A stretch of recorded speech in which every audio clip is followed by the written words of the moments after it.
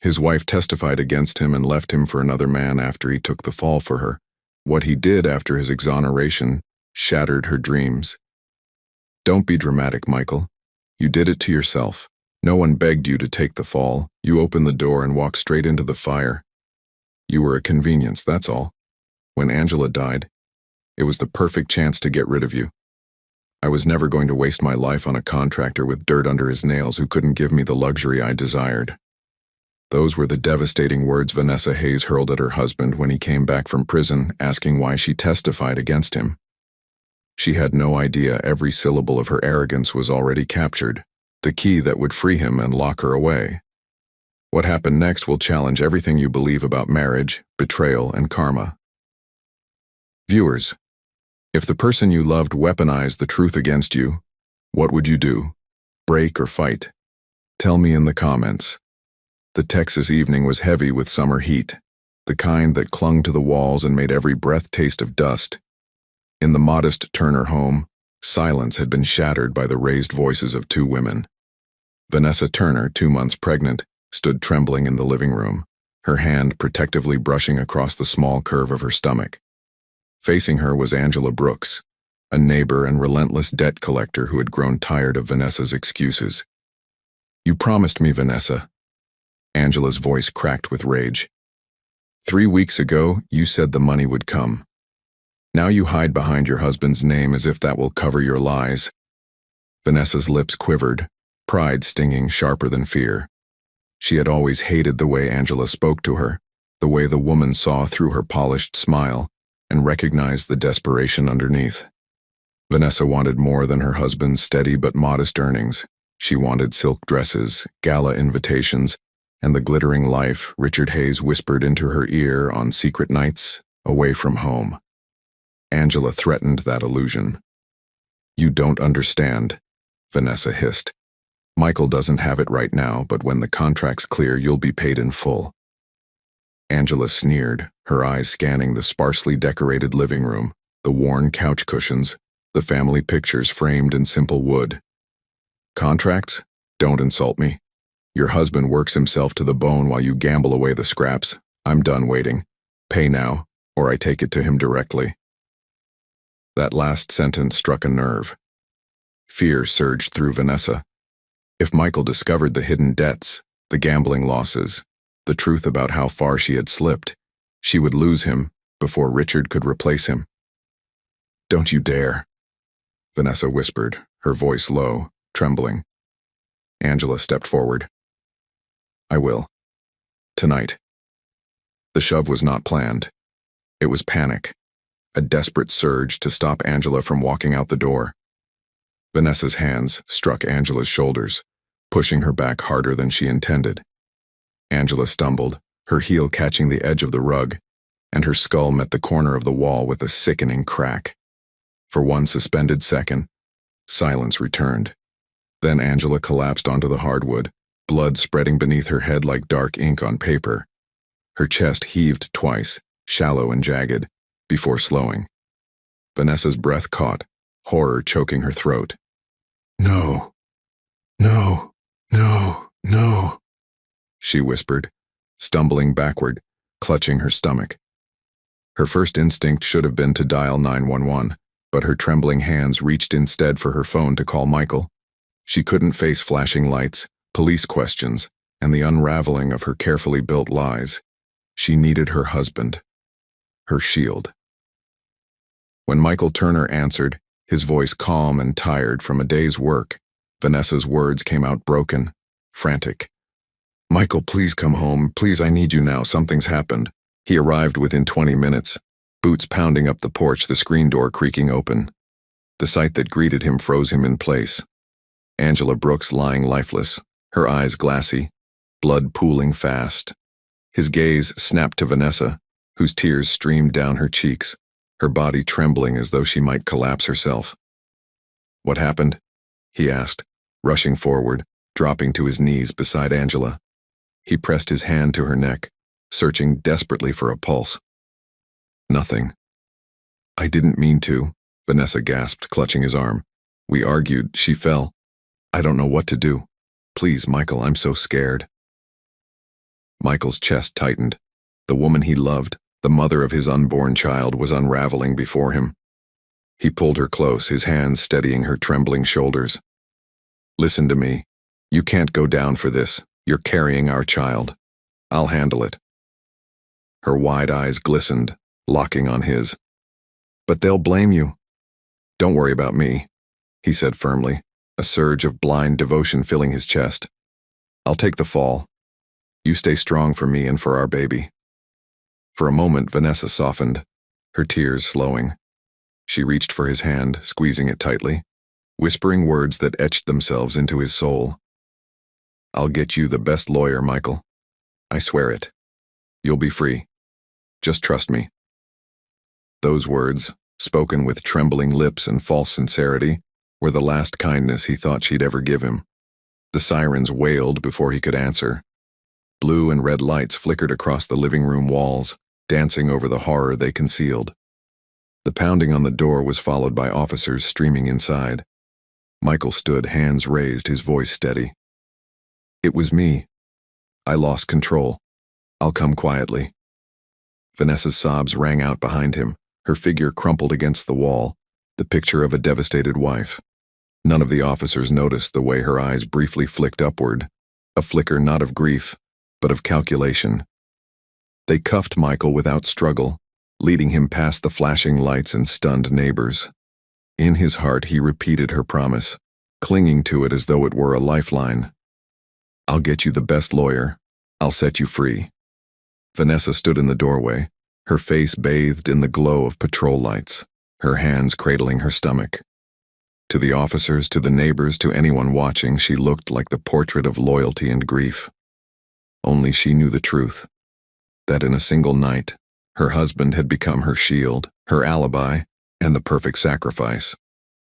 The courthouse air felt colder than the prison-holding cell Michael had been dragged from that morning.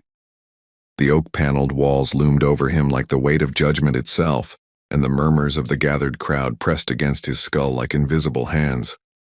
He sat at the defendant's table, wrists free for the first time in weeks, but it felt no different than wearing shackles. Across the aisle, Vanessa sat with her hands folded neatly on her lap, her black dress carefully chosen to drape like mourning cloth. Her eyes glistened under the courtroom lights, the faint shimmer of tears catching in the gaze of jurors. Michael fixed his stare on her, drawing strength from the promise she had made in their living room. She had told him she would fight for him. She had sworn she would bring him a lawyer that would cut through the lies. When the judge entered, everyone rose. Michael's knees felt weak, but he forced himself upright. The gavel fell, sharp as a coffin lid closing. The prosecution painted him as a man driven by lust, consumed by anger, and reckless with the life of an innocent woman. They spoke of life imprisonment sentences, of the need to protect society from violent men, of Angela Brooks as a victim of domestic betrayal at the hands of a supposed friend. Michael listened in silence, jaw clenched, heart pounding as each word dug him deeper into the grave of public opinion. Then it was her turn. Vanessa took the stand, her steps measured, the faintest tremble in her frame crafted to appear fragile. She raised her right hand, swore the oath, and for a moment Michael believed, he believed, she would tell the truth. The attorney asked the first question. "Mrs. Turner, can you tell the court what you witnessed on the night of June 17th? Vanessa's voice broke beautifully, rehearsed with precision. "Angela came to our home that evening. She told Michael she was carrying his child. She begged him to take responsibility. I was devastated, but before I could process it, Michael snapped." Michael's stomach dropped. He stared at her, waiting for her to retract it, waiting for her to laugh bitterly and admit it was a lie born of stress. But she didn't. She pressed on, each word a knife sliding between his ribs. He started yelling. He struck her again and again. I begged him to stop. I begged him to call 911, but he wouldn't. He just stood there telling me to say it was an accident, that she fell. But my conscience... Her voice cracked, a tear slipping down her cheek. My conscience wouldn't allow me to support evil. Angela was pregnant. She was innocent. And he killed her. Gasps rippled across the courtroom. Michael's lawyer rose, objecting, shouting about hearsay and speculation, but the gavel silenced him. Michael's world tilted. He gripped the table to steady himself, his knuckles white. Her words replayed in his mind, echoing louder than the judge's instructions, louder than the prosecution's smug smirk. She promised me.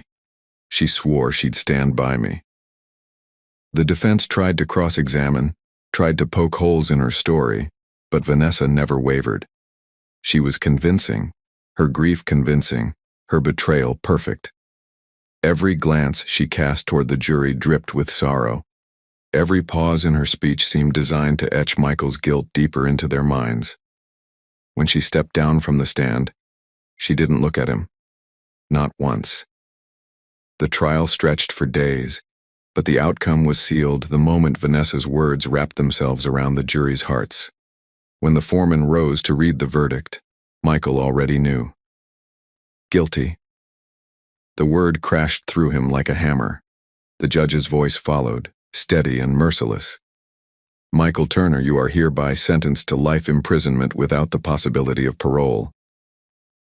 The courtroom stirred, some with pity, most with quiet satisfaction. Angela Brooks had her justice. The widow of betrayal had her closure. And Michael, the man who had loved too blindly, was marched away in chains. As deputies led him out, he turned his head once more toward Vanessa. She sat with Richard Hayes in the back row, his hand resting protectively on her arm. The two locked eyes. In hers, no trace of sorrow remained. Only the cold satisfaction of a woman who had traded loyalty for luxury and discarded a husband like yesterday's paper. Michael's throat tightened, but he swallowed the scream that wanted to escape. He had promised to stay strong for her and the child. He had given everything, his freedom, his name, his future. And she had twisted that sacrifice into the very blade that cut him down. The door shut behind him, muffling the whispers, sealing his fate. The echo of the gavel still rang in his ears, louder than the clang of his new chains. For the first time, Michael understood what betrayal truly felt like. Not just the breaking of trust, but the burial of it, deep and permanent. He had stepped into the courtroom expecting salvation. Instead, he had been handed a death sentence that would keep him breathing. And in the hollow of that betrayal, something darker stirred.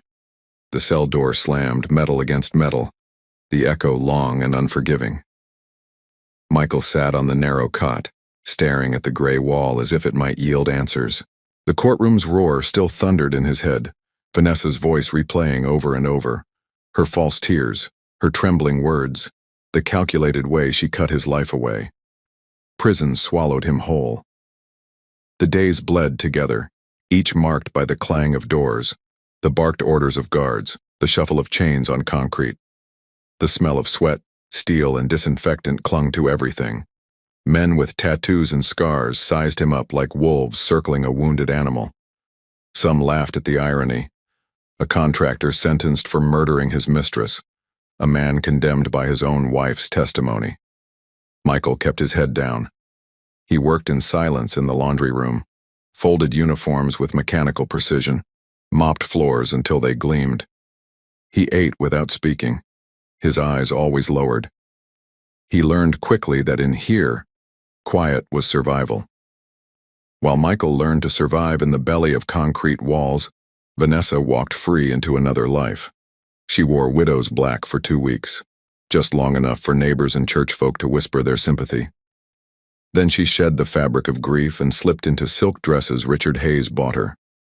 Richard, older, wealthy, and reckless with money, welcomed her into his mansion with open arms. She tasted champagne while Michael sipped from tin cups.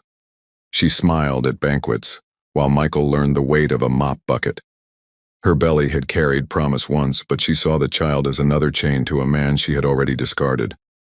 In a quiet clinic on the edge of town, she ended the pregnancy and sell his house. The only inheritance he was given by his late parents. No tears, no second thoughts. The doctor called her brave. She called herself free. Weeks dragged into months. He kept his head down, worked the laundry detail, lifted mop handles instead of fists. Silence became his language. But silence cracked the first time Anthony Reed appeared in the visitation room. Michael picked up the receiver with trembling hands, staring at his friend across the glass. Anthony's eyes searched his face, steady, unflinching. "They said you snapped," Anthony began, his voice low. "They said you beat her until she bled out." Michael's throat tightened. He had said nothing to the lawyers, nothing to the guards. But this was Anthony, his friend, the only man who had stood beside him even when the verdict dropped like a coffin lid. "I didn't kill her," Michael whispered. His hand pressed against the glass. "She pushed Angela. When I came home, Angela was already on the floor, barely breathing. I panicked, Anthony. I told Vanessa I'd take the blame, told her to stay strong for the baby. She promised me, swore, she'd get me a lawyer. Instead, his voice cracked. She buried me." Anthony's jaw worked, his knuckles whitening around the receiver. "You swear to me, Mike. No lies between us." Michael met his eyes, steady, hollow, broken. "I swear on my parents' graves. I never touched her. The only thing I'm guilty of is loving my wife too much." Silence hung heavy. Then Anthony nodded once, sharp and sure. "That's enough for me. You hold your head down in here. I'll keep my eyes on her, and I'll find out exactly who she's running to." Michael endured. He read everything the prison library offered, from dusty law volumes to biographies of men who had risen after ruin. He ran laps in the yard, his body growing harder, leaner, while Vanessa lounged in pools of imported wine. He memorized case law under the flicker of a dim bulb, while she memorized the faces of men who could open more doors to her ambition. By the 5th year, Vanessa had shed the last trace of her old life. Neighbors no longer whispered her name with pity, they spoke it with envy. Richard's empire, built on fraud and laundering, funded her designer wardrobe, her diamond bracelets, her perfect illusion. Anthony watched it all. As a private investigator, he built files thicker than trial transcripts, marked with receipts, bank statements, and photographs of Richard's fraud and money laundering. But in the quiet of the night, when she stared at herself in the gilded mirror of her walk-in closet, sometimes Vanessa remembered Michael's eyes, the way he had looked at her in the courtroom, not with anger, but with disbelief. She pushed the thought aside with another glass of wine, another party, another indulgence. Michael, on the other hand, grew accustomed to silence. He learned to live with whispers instead of words, with memory instead of touch. Guards called him a model inmate. He never fought, never cursed, never broke the code of discipline. His silence became armor. 7 years passed, slow and punishing. Then, one morning, his name was called. The state had opened a clemency program, reducing sentences for prisoners with spotless records. Michael Turner, the man sentenced to die behind bars, was walking out. As the gate buzzed open and the sun burned his eyes, Michael felt the weight of betrayal press heavier than his shackles ever had. He was free, yes, but free as a branded man, free as the murderer his wife had painted him to be. And waiting beyond the fence, steady as ever, was Anthony Reed, his old friend, his last ally. "Mike," Anthony said, gripping his shoulder, "she buried you alive, but she made mistakes, big ones. And now it's time to dig her grave with the truth." Michael looked past the prison gates into the bright expanse of a world that no longer knew him. He thought of Vanessa in silk and diamonds, Richard in tailored suits. He thought of his parents' house stolen, his unborn child erased, his name dragged through court like filth. For 7 years, betrayal had been his cage. Now, betrayal would become her sentence. The ride from the prison was quiet at first, the hum of the tires filling the silence between them. Michael sat stiff in the passenger seat, his eyes fixed on the passing road. The sun was high, burning through the windshield, but he felt cold, his body still tuned to the chill of concrete walls. Anthony glanced at him, hands steady on the wheel. "You don't have to say anything yet," he murmured. "Take your time. You've been holding your breath for 7 years. Michael exhaled slowly, a sound like rust scraping metal. She promised me, Anthony, swore she'd get me a lawyer, and then she stood there, told them I killed Angela, told them she was carrying my child, told them I refused to call 911, and they believed her. Anthony's jaw flexed, his knuckles tightening on the steering wheel. I know. I sat there in the back of that courtroom. I saw her. How perfect the tears looked, how easy the lies came. I knew then she was gone. The car turned down a quiet street lined with modest houses. Anthony pulled into the drive of a brick home with a trimmed lawn. His place. Michael stared at it, almost startled by its normalcy, by the way the roses bloomed along the porch as if the world hadn't burned down in his absence. Inside, Anthony led him to the kitchen. The air smelled faintly of coffee and cedar wood. Files were stacked neatly on the table. Folders, receipts, photographs, evidence collected like puzzle pieces. Michael sat, his hands spread on the wood, eyes fixed on the pile. What's this? Anthony pulled a chair opposite him, flipping open one folder. Bank records, property deeds, photographs of Vanessa in sequined gowns, Richard Hayes beside her in tailored suits. This is what I've been doing while you were inside. She sold your parents' house the first year, took the money, bought her way into Hayes' life, and he's dirtier than mud. Money laundering, fraud, shell companies. I've tracked it all. Michael stared at the photographs, his throat burning.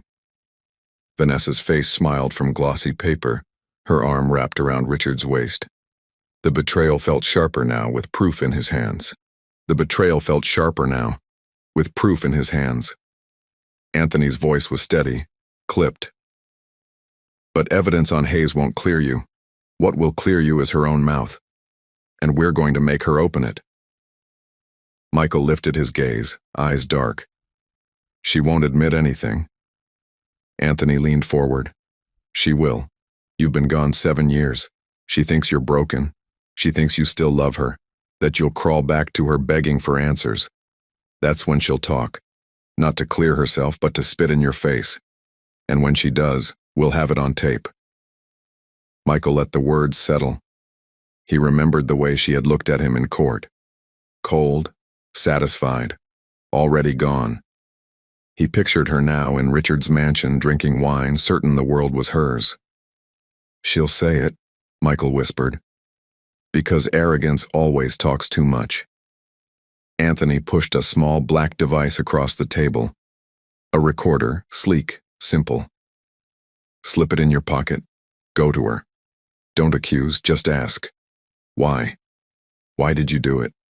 Why did you lie? She won't be able to help herself. And when she brags, when she laughs at how she played you, that's when we'll have her. Michael picked up the recorder, weighing it in his palm. It was light, almost insignificant, and yet it felt heavier than chains. His voice was quiet. And then? Then we take it to the lawyer. We file for post-conviction relief. The conviction will crumble once the court hears her words against her testimony. You won't just be out, Mike, you'll be exonerated.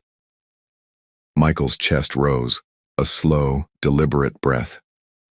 Exonerated. Not just released, not just surviving. Cleared. He closed the recorder in his fist.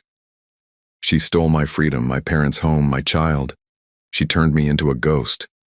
If this is the way to bury her lies, then I'll do it. Anthony's eyes softened, though his voice stayed firm. Just remember, Mike, don't let anger drive you. Let her do the talking. The more you stay calm, the more she'll reveal. And when it's done, she'll cage herself without even knowing it. Michael nodded slowly, his gaze fixed on the device in his hand. For the first time since stepping out of prison, he felt something sharp and clear cut through the fog. Not hope, not yet. Purpose. He stood, sliding the recorder into his pocket. Take me to her. Take your time to rest first. The mansion's driveway gleamed under the morning sun, a stretch of gravel too pristine to belong to honest labor. Michael stood at the wrought iron gate, The recorder pressed flat in his pocket, its small weight a constant reminder of the plan. Behind him, Anthony's car idled a block away, the engine humming like a heartbeat, steady and patient. Michael rang the bell. The chime carried through the vast house, and for a moment he thought she might not answer. Then the door swung open. Vanessa stood framed in the doorway, silk robe knotted loosely at her waist, a half-empty glass of wine dangling from her hand. Diamonds glittered on her fingers, catching the light as she froze. Her breath hitched, and for a heartbeat, her carefully constructed world faltered. "Michael?" Her voice was a whisper, brittle and stunned. "You. How are you? Alive?" His voice was calm, measured. "I guess I don't die as easily as you hoped." She blinked, steadied herself, and the mask slid back into place. Her lips curved in a small, disdainful smile. "They let anyone out now, don't they? What do you want?" Michael stepped inside, uninvited. The air was heavy with perfume and money, a sharp contrast to the bleach and sweat of prison walls.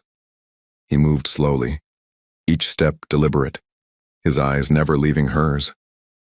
"I came for answers," he said quietly. 7 years. I sat in a cage and replayed that night 1,000 times. Tell me why.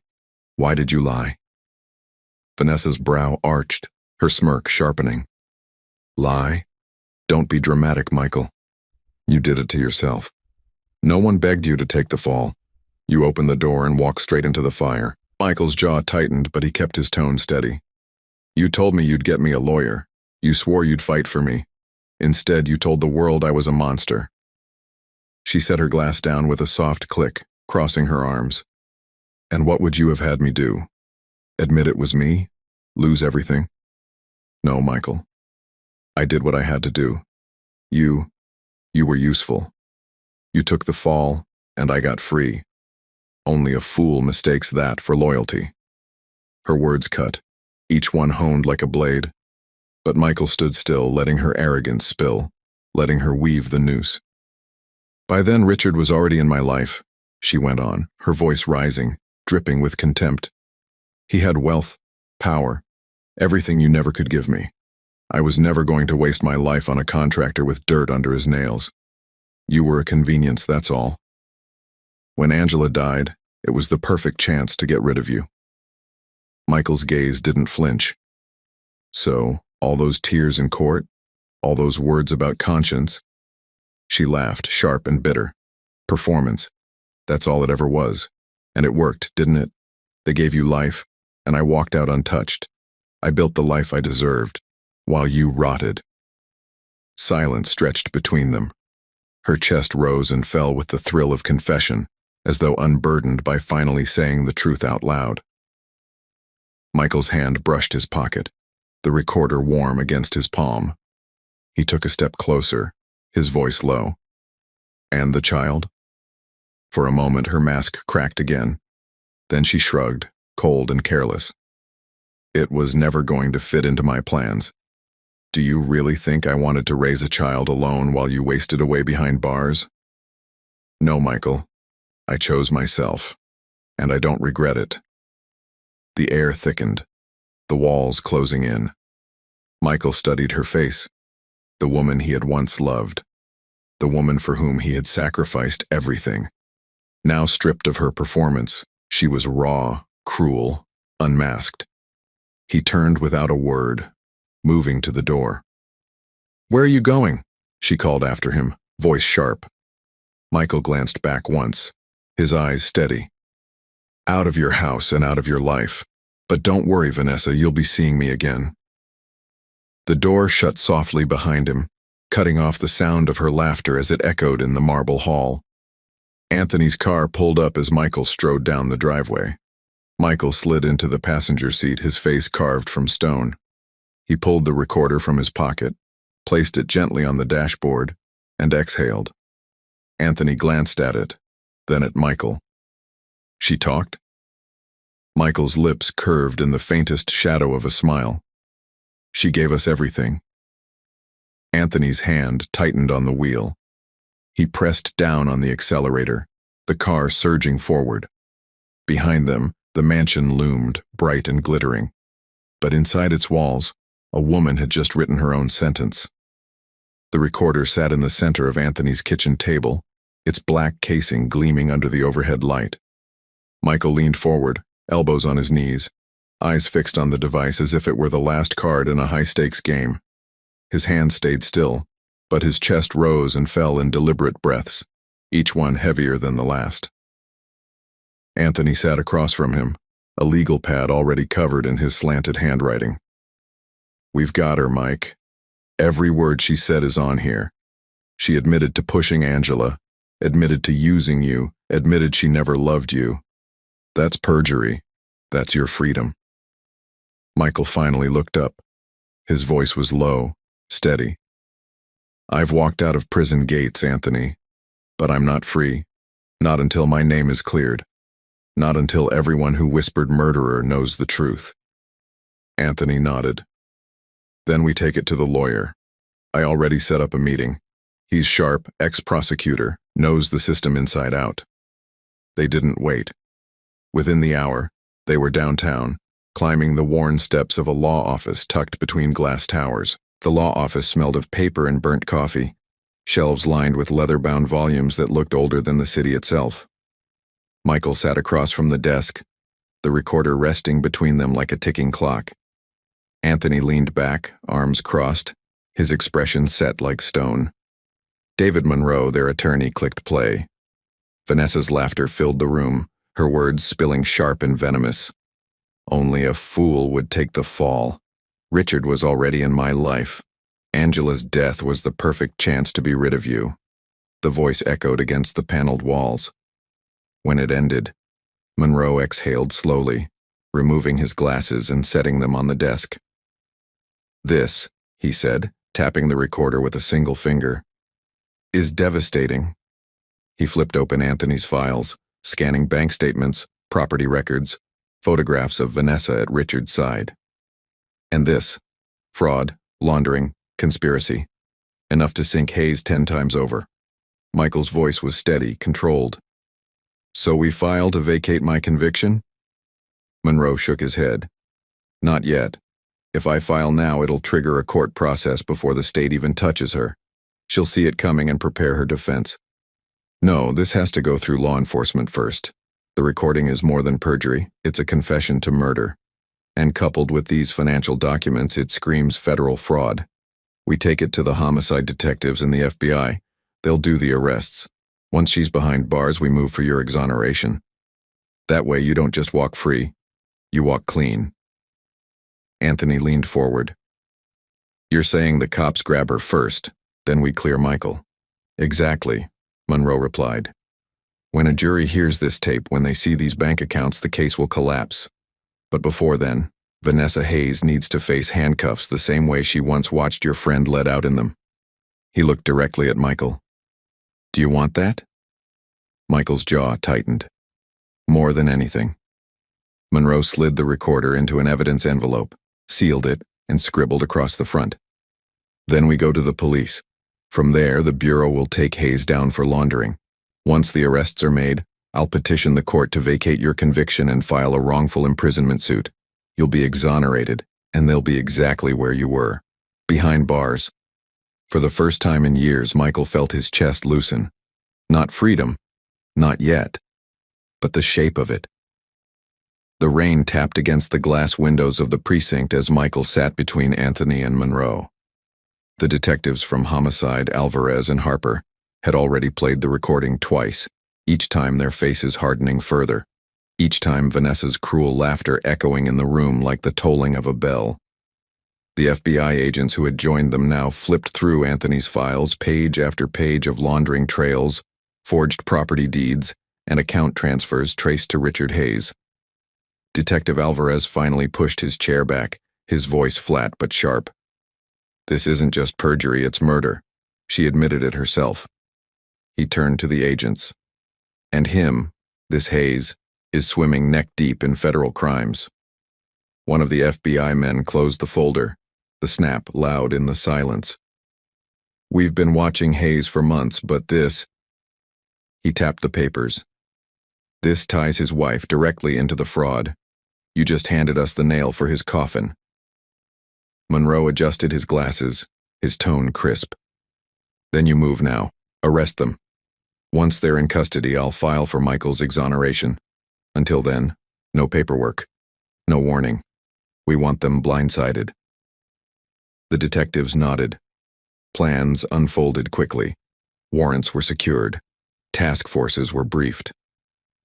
By dawn the following day, engines rumbled down the quiet street that led to the Hayes mansion. Michael did not go. He sat in Anthony's kitchen, staring out the window as the world outside brightened from gray to gold. But Anthony went, standing at the curb, while black SUVs fanned across the mansion's circular drive. Boots thundered. Shouts pierced the still morning. "FBI, open up!" Glass rattled as the front doors burst open. Richard Hayes stormed out in his robe, fury twisting his face. "Do you know who I am?" Agents forced him down, wrists bound in steel. Vanessa appeared moments later, her silk gown clinging, her hair disheveled. She shrieked, kicking against the cuffs, her voice breaking as agents dragged her down the marble steps. Anthony watched, arms folded, the image seared into memory. The woman who once swore loyalty now spitting rage as flashbulbs from neighbors' phones lit the driveway. By the time Michael heard the news, Vanessa and Richard were in holding cells on opposite ends of the city. Fraud charges stacked against Richard like bricks. Murder and perjury wrapped themselves around Vanessa's name. Days later, the courtroom filled again, this time with the roar of the press, the scrape of chairs, the hum of anticipation. Michael sat at the front, not in chains, but in a pressed suit Monroe had insisted on. His back was straight, his face unreadable. Behind him, Anthony sat steady, a shadow of loyalty carved in flesh and bone. The prosecutor spoke first. Evidence rolled out like thunder. The recording, Vanessa's words played for the jury until silence filled every corner of the chamber. Her laughter, once her weapon, now turned into her undoing. Then came the files, fraudulent accounts, laundering networks, shell corporations exposed line by line. Richard sat pale, his swagger gone, muttering to his attorney in frantic whispers. Vanessa sat rigid, her eyes darting to Michael, her lips moving as if she wanted to speak, to plead. But the recording played again and her own voice drowned her. The precinct had been the beginning. Now the courthouse was the reckoning. Michael sat at the front of the courtroom. No shackles biting his wrists this time, no chains dragging across the floor. His suit was plain, his posture straight, his silence heavier than any speech could be. Behind him, Anthony leaned forward, eyes fixed on the two people who had stolen 7 years of his friend's life. Vanessa Hayes sat rigid, her face pale under the courtroom lights, her hair pinned in a style that couldn't hide the tremor in her jaw. Richard Hayes slouched beside her, his cuffed hands restless, his lips curled in anger. The prosecutor wasted no words. He let the recording play. Vanessa's laughter filled the chamber, cruel and sharp, her arrogance preserved in every syllable. "Only a fool would take the fall. Richard was already in my life. Angela's death was the perfect chance to be rid of you." The jury shifted, whispers rippling through the box. Vanessa stared at the floor, her mask cracking with each word of her own betrayal. Then came Anthony's files, bank records, offshore transfers, fraudulent deeds, every fraudulent coin Hayes had laundered traced back to his hand. When closing arguments ended, the jury filed out, leaving the room taut with silence. Hours bled into a long wait until the door creaked open again. The jurors returned, faces grave, the weight of judgment in their hands. The foreman rose, a slip of paper trembling slightly in his grasp. He cleared his throat, his voice steady though his eyes betrayed the burden of what he was about to say. "We, the jury, find the defendant Richard Hayes guilty on all counts of financial fraud and money laundering. We, the jury, find the defendant Vanessa Hayes guilty of perjury, fraud, and the murder of Angela Brooks." Gasps burst from the gallery. A reporter dropped a pen. Richard cursed aloud, his chair screeching as he half rose, only to be forced down by deputies. Vanessa's eyes darted wildly to Michael, desperation spilling out as tears streaked her cheeks. "Michael, please, listen to me. I never meant for this to—" But Michael didn't move. His gaze was steady, as though her words no longer carried any power. The judge lifted his gavel, and the chamber hushed again. His voice was deliberate, final. "Richard Hayes, the court hereby sentences you to life imprisonment without the possibility of parole for financial fraud, money laundering, and conspiracy." Richard slumped, the last trace of swagger draining from his face as the cuffs dug into his wrists. The judge turned, his expression unflinching. "Vanessa Hayes, the court hereby sentences you to life imprisonment without the possibility of parole for the perjury, fraud, and murder of Angela Brooks." The gavel struck once, the sound echoing through wood and bone alike. Vanessa gasped as deputies pulled her to her feet. "Michael, please, you know I loved you once. You know I—" But the rest was swallowed as her sobs echoed down the aisle, chains clinking as she was led away. Richard's curses followed, bitter and hollow. Michael sat still, his shoulders lifting only once as he drew a slow, steady breath. 7 years had been stolen from him, carved out by lies, but in this moment justice had been written in stone. When the session adjourned, the courthouse doors opened to chaos, reporters flooding the steps, cameras flashing, microphones thrust forward. Michael paused at the top, Anthony steady at his side. His voice was calm, carrying through the storm of questions. 7 years ago, I left this courthouse in chains, condemned by lies. Today, the truth has spoken louder than deceit. Justice does not erase pain, but it restores what betrayal tried to bury: my name. The crowd erupted, the press scribbled furiously, but Michael turned away, descending the steps with Anthony. The sky above had cleared, the storm broken. Sunlight cut through the clouds, washing over the courthouse like a benediction. For the first time in 7 years, Michael breathed not as a prisoner, not as an outcast, but as a man free of chains. And somewhere behind bars, Vanessa Hayes sat in the silence she once condemned him to, this time with no escape. What would you have done in Michael's place? Take the fall for love, or walk away? Do you believe betrayal should always be punished by justice no matter how long it takes? Share your thoughts in the comments, and don't forget to like and subscribe for more interesting and true-to-life stories.